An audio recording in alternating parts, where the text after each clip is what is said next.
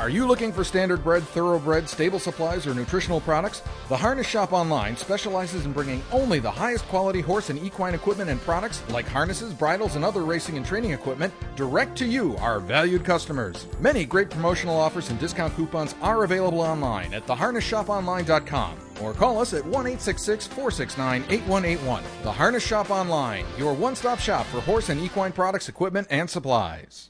Some earnings caps in these races next year. Yeah. But he'll be tough. Well, let's start with the Little Brown Jug, the first elimination, the 13th race. And to me, this is the most interesting limb today because Kyle Major and Rock and Roll Heaven battled each other early in the Meadowlands pace. Kyle Major left the gate a ton and parked out Rock and Roll Heaven. I think he was too fired up to back off. And Rock and Roll Heaven was stung through a quarter at 25-4, cleared halfway down the backstretch, the half in 53 seconds flat. When you get beat ahead, you only need to save about a length in there, and it could have made the difference between winning and losing. So Kyle Major's in new hands. He's been re-rigged supposedly. He's had some throat surgery and what have you, and he was great in the Simcoe. Big, strong horse. If he gets around the turns on the half and doesn't relinquish the rail, that could put Rock and Roll Heaven in a very tough spot. Because you don't want to have to deuce pop and come first up, but you don't want to get stuck in behind a horse that might stop in your face either. So to me, it's going to be a shootout. Rock and Roll Heaven is the best horse. How it's going to play out, I honestly don't know. Rhett Miller will leave. There's no way he's going to duck because he's not going to win the race from way back there. Unless he sees 1, 2, and 3 all leaving like a bat. I just can't see Rhett Miller ducking. We will see. And I'm not so sure whoever leaves doesn't get beat. Well, everybody's going to leave, so somebody's going to get beat. They will get beat. Because remember Estrellas and Gallo Blue Chip? Dubé does, I'm sure of that, yeah. Yeah. I don't know if it'll happen or not. It's going to be interesting. I've got a question for you, Raj. We were talking to Greg McNair yesterday, and in the Pennsylvania Sire Stakes final, it looked like Eric Cash Hanover just kind of bottomed out behind We Will See, but he said he actually made a break that didn't get charted in the first turn, that he was leaving a ton and was going to loop the field, and that he got rough. Do you remember that race? He may have got rough, but I don't think he made a break, what you'd call a break, and I don't remember him. We Will See was just so dominant in that race, it was unbelievable. Even off the fast fractions and 3/4, he still was strong coming down the lane. And what did he come home in? 27-4. We Will See was just so dominant that day.